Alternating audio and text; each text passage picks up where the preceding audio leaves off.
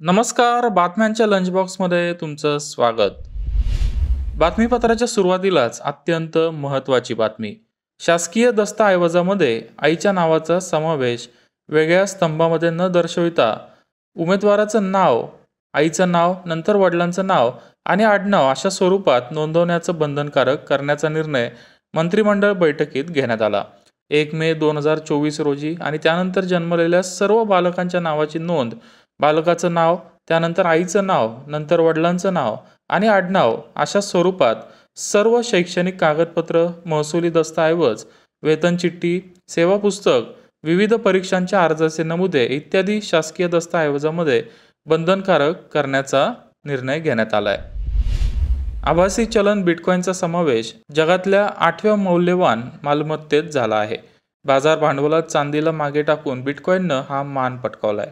11 मार्च रोजी बिटकॉईनची किंमत $72,000च्या वर गेल्यानंतर मार्केट कॅप $1.42 ट्रिलियन वर पोहोचलं होतं. तर चांदीचं मार्केट कॅप हे सध्या $1.387 ट्रिलियन एवढं आहे. डिजिटल टोकनमध्ये वाढती गुंतवणूक आणि मर्यादित टोकनचा पुरवठा यामुळे बिटकॉईनमध्ये खूप मोठी तेजी पाहायला मिळाली. मुंबईतल्या महालक्ष्मी रेसकोर्सच्या 120 एकर जागेत मुंबई महानगरपालिकेकडून आंतरराष्ट्रीय दर्जाचं मुंबई सेंट्रल पार्क विकसित करण्यात येणार आहे. महालक्ष्मी रेसकोर्सच्या 211 एकर जागेपैकी 120 एकर भूखंडावर न्यूयॉर्क, लंडन येथील पार्कच्या धर्तीवर हे पार्क विकसित केलं जाणार आहे. महाराष्ट्रातल्या भाविकांना अयोध्येत गेल्यानंतर महाराष्ट्र भवनात माफक दरात राहण्याची सोय होणार आहे. राज्य मंत्रिमंडळाने महाराष्ट्र भवनसाठी भूखंड उपलब्ध करून देण्यास मान्यता दिली आहे. 9,420 चौरस मीटर आकाराच्या भूखंडाची किंमत 67 कोटी 14 लाख इतकी असणार आहे. भूखंड उत्तर प्रदेश आवास आणि विकास परिषदेमार्फत सेक्टर 8D भूमी विकास गृहस्थान एवं बाजार योजना शहानवाजपूर या भागात असेल.